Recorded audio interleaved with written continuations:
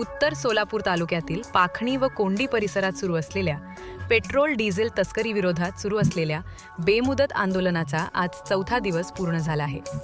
या आंदोलनादरम्यान प्रशासनाकडून अद्याप कोणतीही ठोस कारवाई करण्यात आलेली नसल्याचा आरोप आंदोलनकर्त्यांनी केला आहे।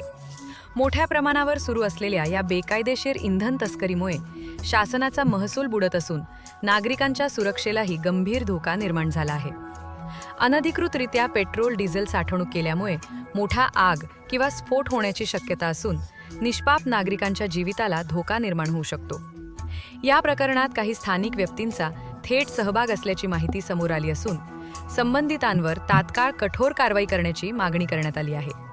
तसेच स्थानिक पोलीस प्रशासन या प्रकरणाकडे दुर्लक्ष करत असल्याचा गंभीर आरोपही करण्यात आला आहे।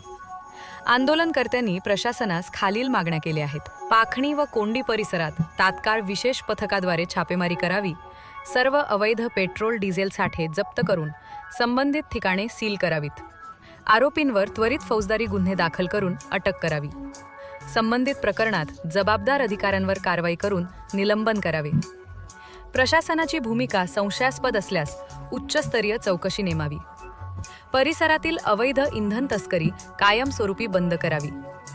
आंदोलनकर्त्यांनी इशारा दिला आहे की जर तात्काळ कारवाई झाली नाही तर आंदोलन अधिक तीव्र करण्यात येईल।